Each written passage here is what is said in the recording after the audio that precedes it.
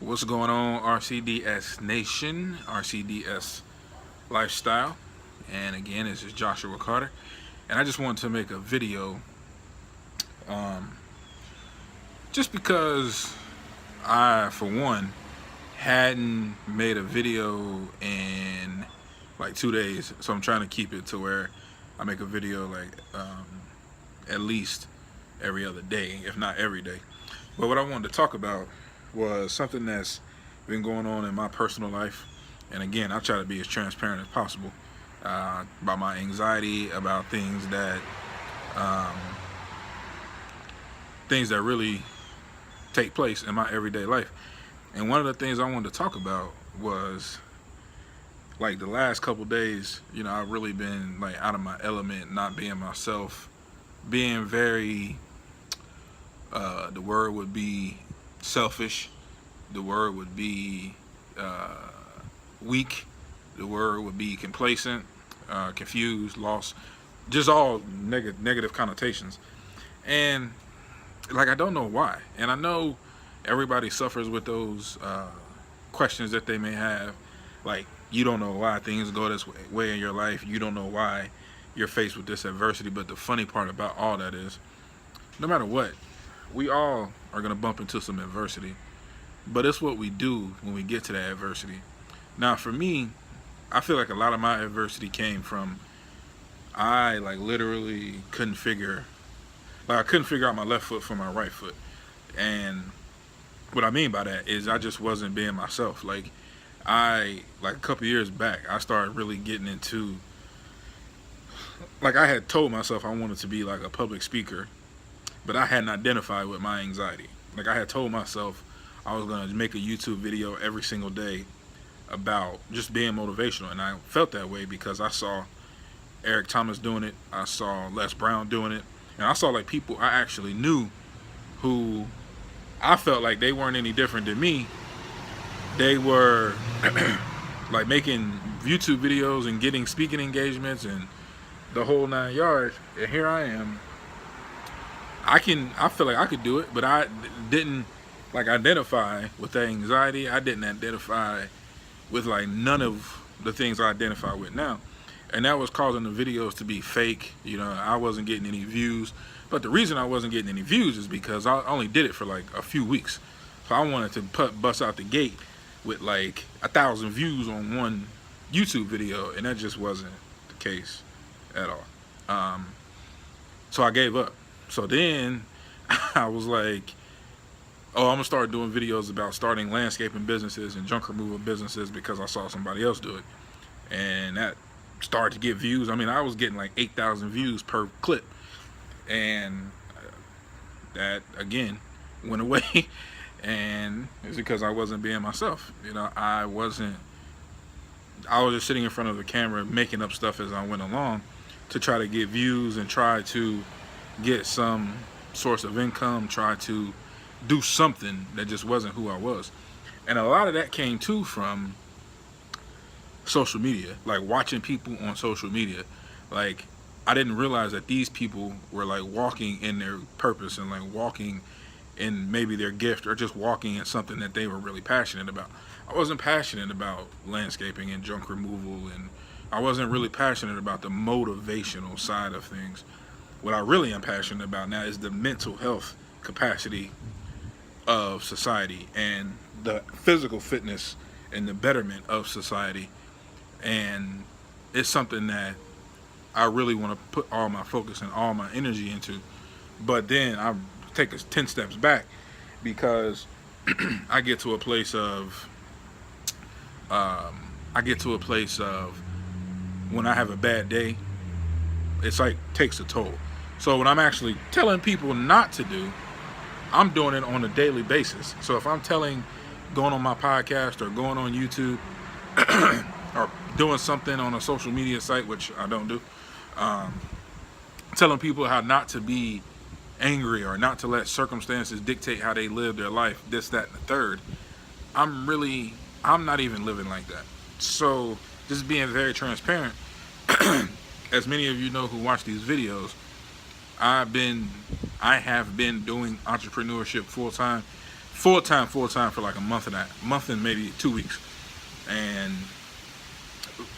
my girlfriend has been helping and sacrificing and motivating as much as she possibly can.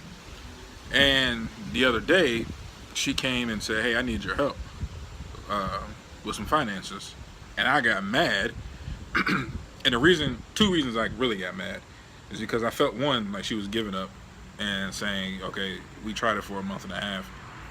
Let's maybe do a part-time job and do entrepreneurship part-time as well." And that made me mad because I was like, I only had a month to do anything. Like, that's not even fair to anybody. You can't do anything in a month. You know what I mean? So I put all aside the stuff that she's sacrificing and this, that, and the third. I just put all that to the side because I was being selfish. But two, the second reason why I was mad too is because, like I had told her, like I had been feeling like something was off or something was wrong. And I was coming to her like every week, like, "Hey, maybe I should get a job, or maybe I should do something else." And what I started to do was like sell my sneakers that I had worked hard for, saved money for, to buy this, that, and the third a few years back. And I thought I was, cutting the lawn here and there, doing things like that. And I thought that was good enough because she was telling me that was good enough. And then when she said, "Can I get help because this is lacking, we're lacking in this area, and potential other areas if we're not careful," it just really got me upset. And then that anger turned into like this quitting mentality. Like, I'll even be honest, like today I probably filled out about 10 to 12 job applications because I had hung it up altogether, because it was no longer worth it to me, because I felt like the one person who was like the pusher of everything was like going back. And then she told me, she was like, "No, when I told you I needed some help, I didn't mean, for you to say, go get a 9 to 5, or, let's quit this momentum that you have right now. That's not what I meant. What I meant was, if you do have an extra pair of shoes that we can sell this week, or if you do have, if you can scramble up a lawn this week or something like that, then fine. But if not, I'm just letting you know, we're not going to be able to go out on the weekend this weekend. We're going to have to wait till the middle of the month, because I'm driving to Florida, to see my daughter for her first day of school, and she has to get her kids together for the first day of school. So yeah, the money is there, but we can't spend it like we normally do when we go out and spend on lunch 6 days a week, or spend on dinner, $80 a dinner every Saturday. We can't do stuff like that. So I have like got this quitting mentality. Like, I'm quitting because I became selfish in the moment of her saying, "Look, we just need to cut back." That's all it was. And what I'm making this video for is because two things. First, be yourself. Like, I'm not a talker. I'm not a motivational speaker. None of that. Like, I don't come on YouTube to be like Eric Thomas. I don't come on YouTube for that. I come on YouTube to just kind of touch base and live transparent, so somebody could potentially see what I do and make their dreams come a reality or something like that. I'm not on here to give you 12 steps to success. That's not my game plan. But what I'm trying to say is, even when you're faced with what you think is like the baddest situation, like, you may wake up tomorrow and your car could be repossessed, or you get a phone call that your car is going to get repossessed, or you get a call that you lost a loved one, or just something like a hurdle in the road. It's challenging to say this for me, because I know if I got a phone call tonight that they were coming to repossess my car, I probably would quit everything, and instead of trying to figure out a way to get the $185 or whatever have you, I really for real would probably like quit everything but I'm trying to work on that. That's the point of the video. So what I'm saying is, even when it's like the worst situation, you have to fight through it, because it could be worse. You know, you've heard that crab in a bucket story where there's a bunch of crabs in a bucket and one crab tries to crawl out, and people are just pulling it back down with negativity and woe is me mentality. But if you can just fight through all that, everything that's coming at you, whether it's from you or it's from someone on the outside, if you have a bigger picture, like you literally have a bigger picture in front of you. So like for me, my bigger picture is get all this weight off and train people, but not just physically train people, but mentally shape them as well. And we have to mentally shape each other. I don't want to come across as this confident person. I've put there's YouTube videos up here about me feeling very weak. There's evidence of me saying things in my podcast about how I feel very weak. And it's just a daily struggle. You know, I sleep on a couch, and it's already hurtful. Like, it hurts to be on that couch. So when I get up in the morning, I'm tight, I'm stiff, you know, and I got to go work out. So what I've been trying to figure out is, what is a way for me to immediately shake off that tightness, and then I got to sit back down. I don't want to go to the gym at 5 o'clock in the morning, or it's 4 a.m.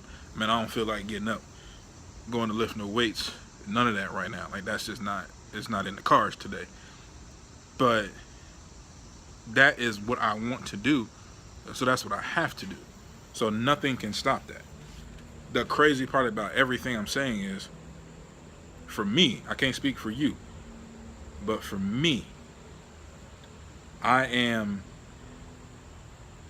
in the place of negativity will stop me. I don't want negativity to stop you, and I don't want it to stop me. But everyone that I listen to for motivation, they always say, life will slap you in the face, and you just have to keep fighting through it. If it's that important to you, you'll fight through it. On the day, put it like this, on the days you don't want to do something, those are the days you should do the most. You know what I'm saying? Like, somebody asked me the other day, well, not even ask me, it was a comment on a YouTube video. They said, what type of entrepreneur are you? What is your business model?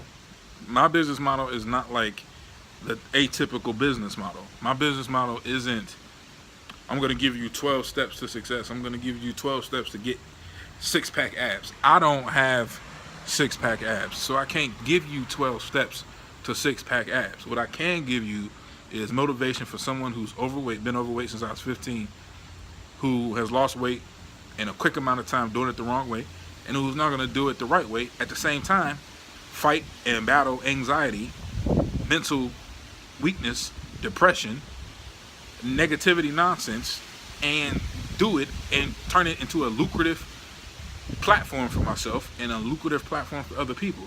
I'm one of these type of people where if I got it, I want everybody else to have it. If I got $1 million in the bank, I want somebody to be able to say, you can't come to me and get my $1 million, because I worked hard for my millions. But how did you get there? I have no problem with giving away free game. But right now, I'm in a struggle with myself, and I want people to know, like, yeah, it's hard. It's hard as hell. It's hard as hell. It's hard as hell. But that's the part of it. So when my girlfriend calls me and says, you need to help me more, all I can do is say, all right, you know what? All right, man, I'm going to write about that. I'm going to write about how to handle your girlfriend when she calls and asks you for help, when she's supporting you in your dream, because she knows that that dream is eventually going to trickle down into her. How do you overcome that text message or that phone call? How do you level up and say, okay, this is what I can do, but that's all I can do for right now? And she either take it or she leaves it, or y'all both come together and say, well, we can cut this, and that'll save $100, you know, or we can just take the whole month of whatever and just use our Saturday nights for Netflix and, you know, figure out how we can cook something at home, you know, whatever it is. But you can't give up. Like that dream that you got was put on you. Now, if it's a genuine dream, if it's something that you just saw, like I did a few years ago, if you just saw people doing something, you was like, oh man, you know, I wanna ride Rolls Royce like Jay-Z through New York City, so I'm gonna go be a rapper. Or, you know, I like how Eric Thomas talks and wears his hats on stage, so I'm gonna go be a motivational speaker. But what if that's not who you are? Like, what if that's not who you are? What if that's not what you're meant to do? We all have a purpose and we all have a calling, and we have to just identify with it, flat out, period. Mine, I suffer with these mental issues. I'm overweight. So I can talk about getting weight off. I can talk about how to literally look anxiety in the face on the good days, because there will be bad days, but on the good days, look anxiety in the face and say, not today. Yes, I'm going to go in this crowded gym. Yes, I'm going to ask somebody how many sets do they have left. I'm going to read through the negative text messages and keep my Bible on deck every single time. It just go to a scripture, go to a verse, and say, hey, look, hey, yeah, oh, okay, Mom, the light bill is in jeopardy. Hey, I can't help you, but you get paid in one day.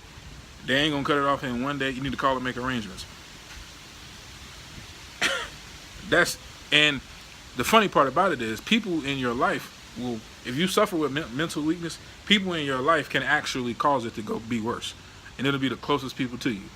People in your life can actually pull out your mental weakness. It can get exposed and you never even know you had it.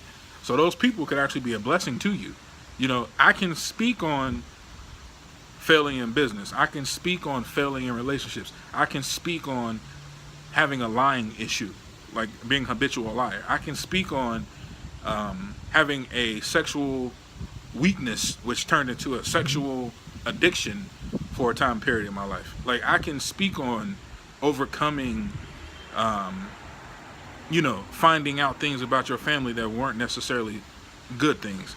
I can speak on going into the gym by yourself, waiting till midnight to work out because you didn't want people to see you in there. I can speak on your family calling you weak and soft because you grew up in the suburbs. I can speak on women cheating on you. I can speak on, you know, people laughing at you for being overweight. I can speak on all that stuff. And I can speak on how you overcome it. I can't tell you how to go make $1 million because I have never made $1 million. I can't tell you how to start a painting company because I don't know how to paint.